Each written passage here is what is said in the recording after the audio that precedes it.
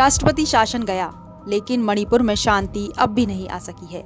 सवाल ये नहीं कि हिंसा क्यों भड़की, सवाल ये है कि क्या मणिपुर अभी भी अनदेखा है, जहां कुछ दिन पहले ही उम्मीद की लौ जली थी।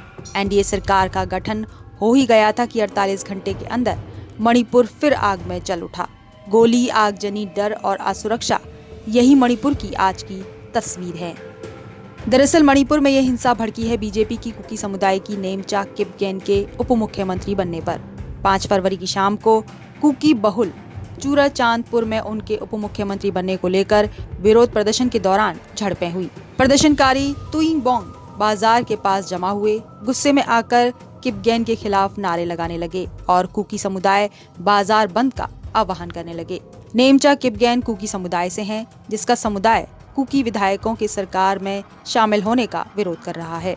जहां नेमचा किपगेन कुकी समुदाय से हैं, तो वहीं युमनाम खेमचंद मैतेई समुदाय से हैं। सरकार में नागा नेता को भी उप मुख्यमंत्री बनाया गया है। यानी कुल मिलाकर ये बीजेपी की जातीय रणनीति साबित हो रही है, जिसकी आग फिर से मणिपुर में भड़क उठी है और इसी वजह से मणिपुर से लेकर दिल्ली तक चिंता का माहौल बना हुआ है। पदभार संभालते ही मुख्यमंत्री युमनाम खेमचंद ने मणिपुर में फिर भड़की हिंसा पर अपनी प्रतिक्रिया व्यक्त की। Our first priority will be to look after the problems of IDPs, because तब अभी both side, both hill and valley, IDP is a issue. तो अपने अपने घर में जो जा नहीं सकते हैं, that is the biggest issue. So government will start roadmap very soon. हालांकि ये हिंसा कुकी समुदाय की तरफ से भड़की है। कुकी समुदाय नहीं चाहता कि उनके समुदाय का कोई भी विधायक सरकार में किसी पद पर आसीन हो, जिसका कारण है मई 2023 में मणिपुर में भड़की जातीय हिंसा के दौरान इम्फाल में उप मुख्यमंत्री नेमचा किपगेन का सरकारी आवास जला दिया गया था। नेमचा उन 10 विधायकों में शामिल हैं जिन्होंने पहाड़ी क्षेत्रों के लिए अलग प्रशासन की मांग की थी। वहीं कुकी और मैतेई समुदाय में पहले भी जाति को लेकर हिंसा भड़की थी।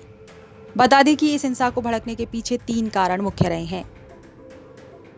एसटी अनुसूचित जनजाति दर्जे की मांग। 14 अप्रैल 2023 को मणिपुर हाई कोर्ट ने राज्य सरकार को मैतेई समुदाय को एसटी का दर्जा देने की सिफारिश की थी, जबकि पहले से ही कुकी एसटी श्रेणी में हैं। उन्हें डर है कि मैतेई को दर्जा मिलते ही पहाड़ी इलाकों की जमीन को खतरा हो सकता है। अलग कुकी प्रशासन की मांग। कुकीलैंड या जूमलैंड नाम से अलग प्रशासनिक स्वायत्तता की मांग कर रहे हैं, जबकि मैतेई समाज और सरकार इस मांग को खतरा मान रहे हैं। कुकी पर ड्रग तस्करी का आरोप। कुकी समुदाय पर म्यांमार से ड्रग तस्करी का आरोप लगता रहा है। सरकार ने भी कुकी पर आरोप लगाए हैं, जिससे कुकी सरकार पर विश्वास नहीं करता है, मानता है कि बीजेपी सरकार मैतेई का पक्ष लेती है। बहरहाल जातीय समीकरणों में बटा मणिपुर फिर से जाति की आग में जल उठा है। जातीय और सामाजिक तनाव मणिपुर को बार बार तोड़ रहा है। हजारों लोग पहले ही अपने घर छोड़ चुके हैं। अब राष्ट्रपति शासन हटने के बाद हिंसा का लौटना इन जख्मों को फिर हरा कर रहा है। बच्चों की पढ़ाई ठप, व्यापार बंद और अब रातें भी खौफ में कट रही हैं। राष्ट्रपति शासन हटा, लेकिन मणिपुर से हिंसा नहीं हटी। तो क्या मणिपुर में फिर लौटी हिंसा पर सरकार सिर्फ बयानबाजी देगी या फिर मणिपुर को वाकई शांति दे पाएगी? Bureau report, Punjab Kesari TV. हमसे जुड़े रहने के लिए हमारे YouTube चैनल को सब्सक्राइब करें और नई वीडियो की नोटिफिकेशन के लिए बेल आइकॉन को दबाएं।